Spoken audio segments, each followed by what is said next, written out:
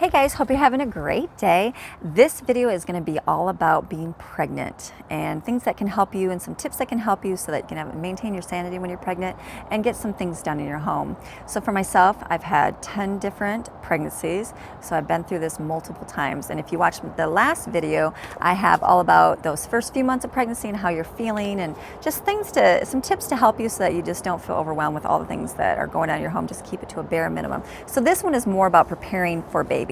Now, you've had your first few months where you're feeling yucky and don't feel like doing anything. Watch that first video and some tips to help you with that. This one is when you're starting to feel better and you feel like you can do things, because that does happen about the 4th, 5th month. You start feeling like, oh, okay, I don't have to sleep so much, or okay, I can feel like I can do more in my house. That's the time to do these kind of things. And so for myself, when I got the beginning of my pregnancy, I focused on all those things I talked about in the last video. And then now I started drinking lots of my water, and I started drinking raspberry leaf tea. I know they don't recommend it in the first few months because it can lead to miscarriage, but at this point in the second trimester, it's safe to do. And so I would I think it's medicinal herbals tea. I'm just trying to think, who is the company? But it's raspberry leaf tea. And so I would drink that every single day. And that was just to prepare my womb for when my babies are to come. And then I would switch to a mother's milk tea, which I'll talk about later. But I drank a lot of that. That was something I bought every single week, and I drank it. I put a tea bag in my water and just kept filling it with water, and I would drink that all day long. And then as the months go on and you're feeling better, that was the time to declutter. I would go through my house. I wasn't as minimalistic as I am now. I was in some things, but not completely, where I don't have to worry about decluttering all the time now. Back then, usually it was more with babies because we'd accumulate things, and that was just the time of life we had to do it. So what I would do is I would take like a room a week, which sounds probably big, but I had to think big. I had to think small, I think, for what I had going on. So I would take my living room for 1 week, and I would focus that whole week on decluttering that living room. I'd look around, I'd clean all the walls really good, clean out everything really well. If there was anything making a mess, I would remove it and get rid of it. I would reorganize something if it was making a mess, so that if I wanted to keep it, just to help cut down on all the work that I had to do in my home. And that was something I did. And I would focus on one room a week. So yes, the living room didn't take that long. So sometimes in that week I might take on another one that didn't take that long. And sometimes like the kitchen would take longer, so that might take up that whole week. But at least if I focused on one a week, and then when I was ahead, I felt like, okay, I'm accomplishing something and I'm almost done with that. So that was something I did. Something else I would do is I would get my chore schedule planned out and prepared before the baby came. And so you can watch a lot of my videos on how I planned out my chores. That was something I would do. I would teach the children. I would have their schedule going, and there's just different ideas that we did. We've done the ones where we do like now, where everybody has some every day, and then we take like a big cleaning project once a week and do that. I've done where they did zones in the home, and so that's helpful if you have a lot of bigger kids. It doesn't work well if you have a lot of little ones, because if you give a little child and say the kitchen is your zone and you take care of that, and you're going to do all those jobs, that doesn't work that way, because you're going back doing everything. But I have older ones at that time, and I would give them the main areas of the house, like the kitchens, the bathrooms, and the living room where we were at. And they were responsible for just those areas in the home all the time.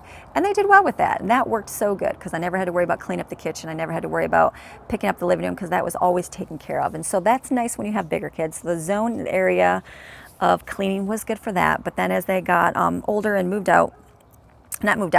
off and got jobs and things like that, they weren't home as much. And then I realized, okay, this zone thing's not going to happen with the little kids. I just have to, I have to schedule these things out better. So we did more of the scheduling like we do now.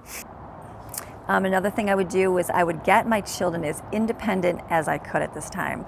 And that means, like, when you were doing schooling, instead of constantly being there for school, I would try to really focus on getting them independent in their studies. Like if I was having somebody that was learning to read, my goal would be to really help them focus on reading so that they can be independent for schooling. So when the baby comes, they can read books on their own. I wasn't doing that at that time.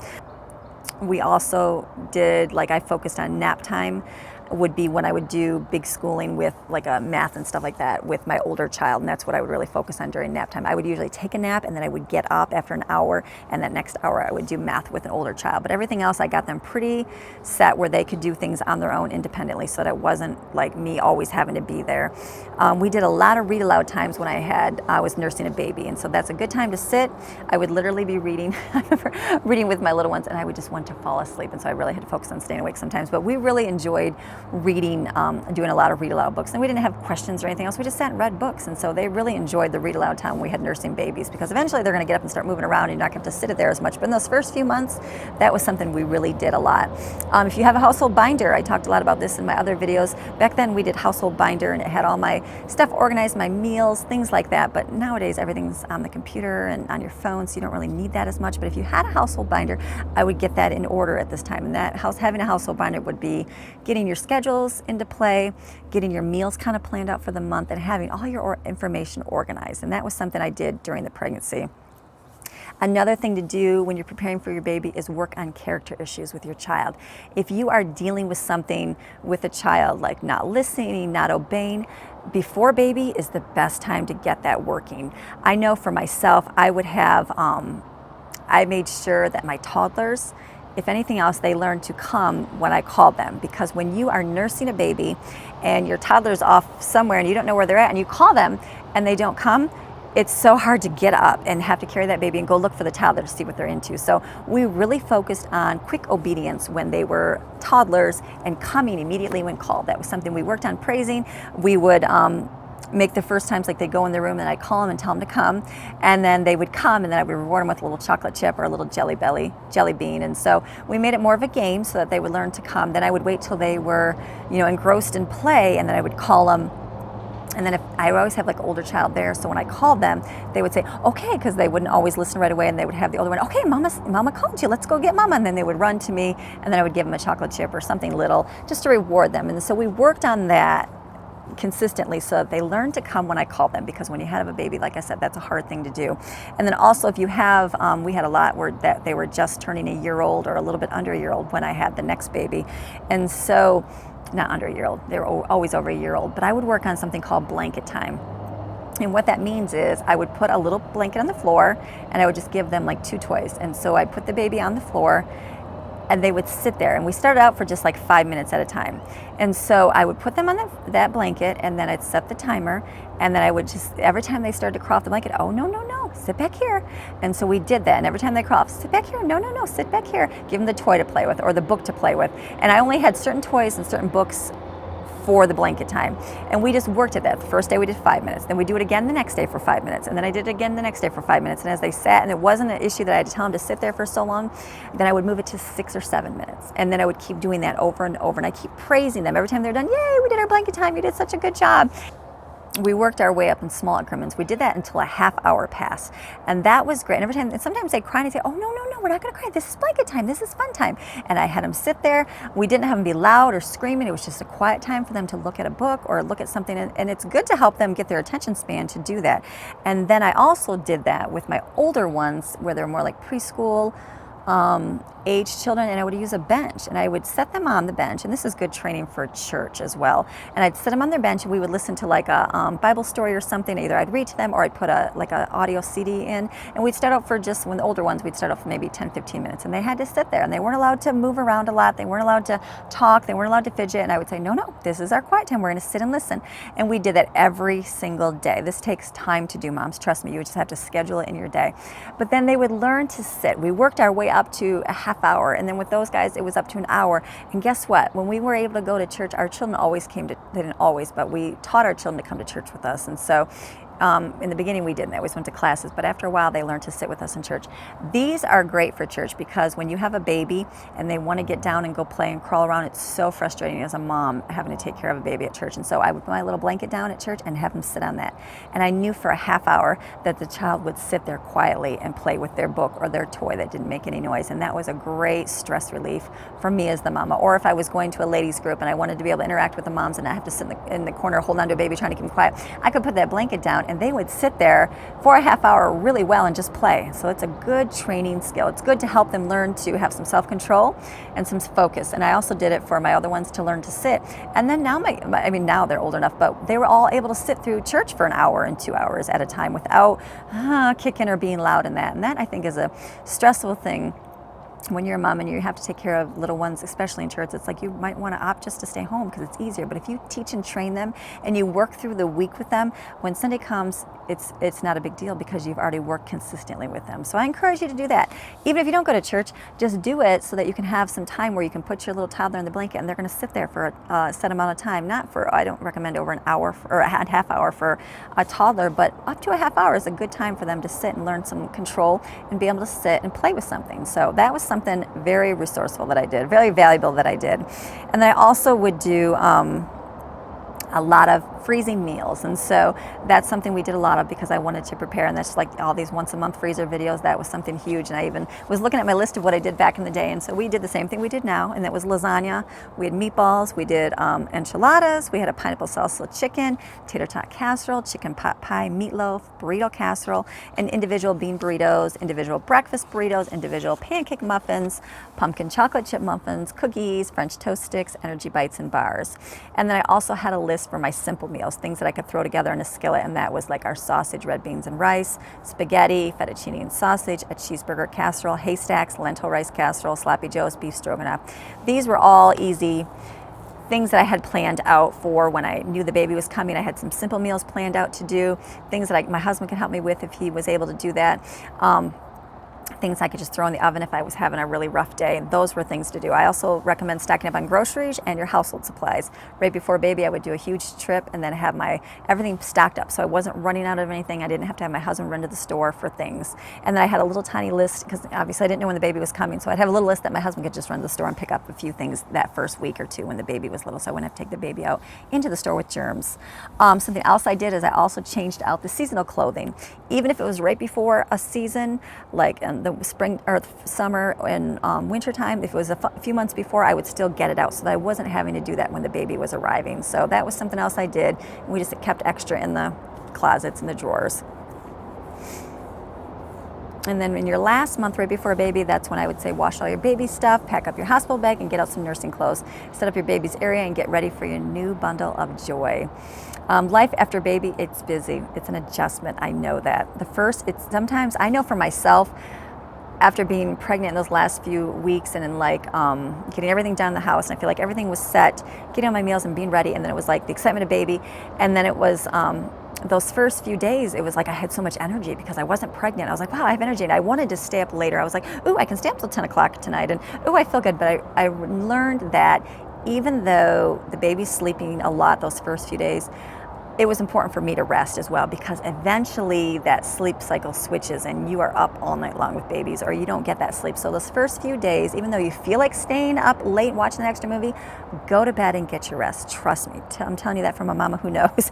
Get those extra hours that you need, because you'd be surprised how that's going to kind of catch up with you in time.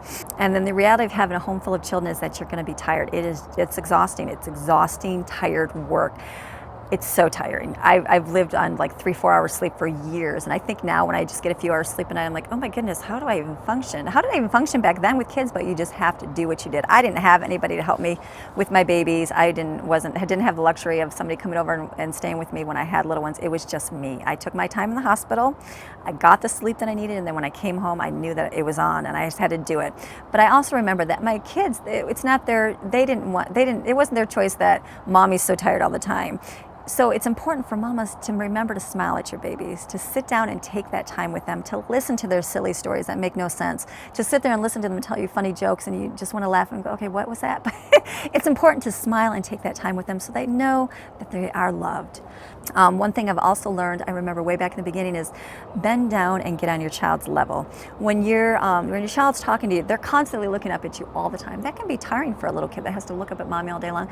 Get down on their level. Look at them one-on-one in their eyes. Listen to them. Give them kisses. Give them hugs. Smile at them. Hold them. Sit down and build a tower of blocks real fast with your toddler if you have to. Or sit down and snuggle and read a book to your little baby or little toddler that's crawling on the floor, or preschool, or things like that. Take those moments that you can take with them.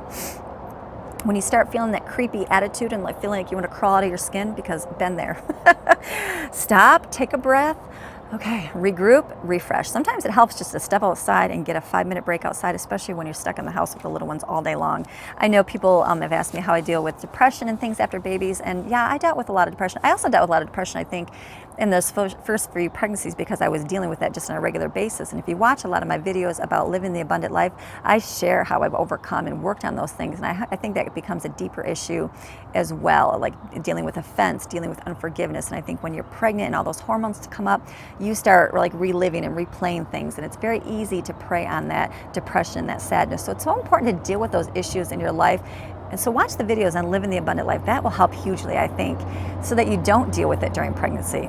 But I think it's inevitable to deal with it a little bit because the hormones are changing and you feel that craziness and you feel that creeping and crawling out of your skin, like you just like, I don't even want to do that stuff. But it's important to give yourself that encouragement. When someone says something to you and offends you, don't take offense at it. Don't take things literally. Remember that your emotions are running high and to just blow things off. And it sounds silly, but it's important to do that.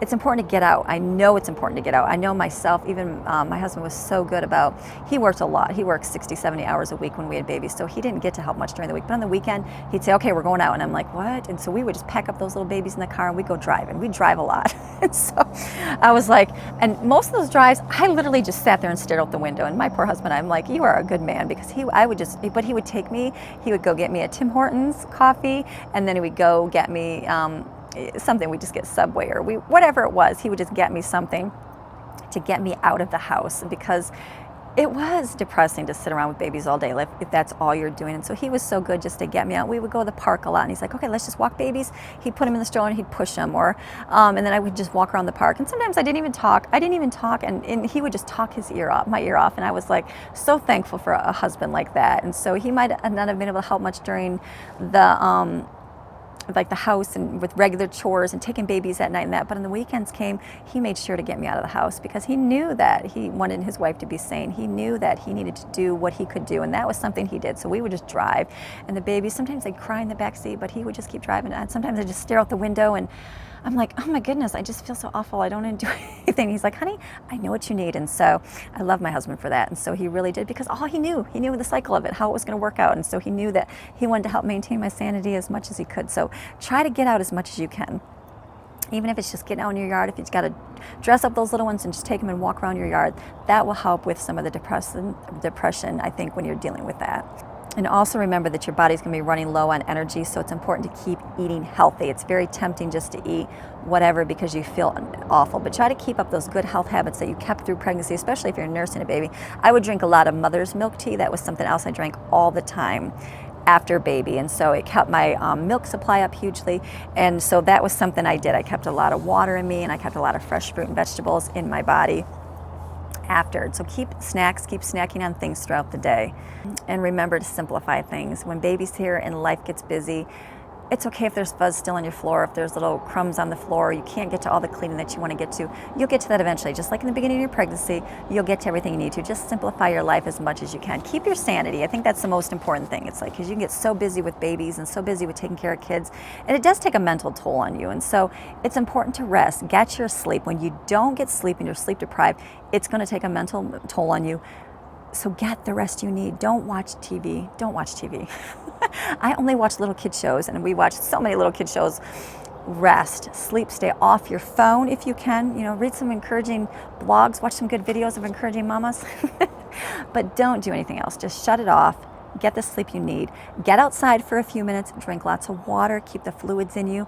And just enjoy these moments. I know it's long and I know it's hard, but enjoy. These times are so few. They're so small compared to what it's like. I look back to what it was like back then. I'm like, I don't even know how I did it. I'm thankful I got through what I did. I didn't have any help at all. So if you're all alone, I was right there with you, and I did it. And I'm here to say you'll get through it. Just take these tips that have helped. I'm sharing with you now, because my youngest is 5, and life is 1,000 times better. I mean, we can go to the lake every single day and sit at the beach and just enjoy the sunshine and swim all day long. We go to the park all day long, and I don't have to have a big preparing day to do that. I can sit and do work if I went to my laptop all day if I really wanted to. I don't, because we have to do other things. I have time for myself. I didn't have time back then. I didn't do blogs. I didn't do videos. I didn't do anything like that. I didn't even read books.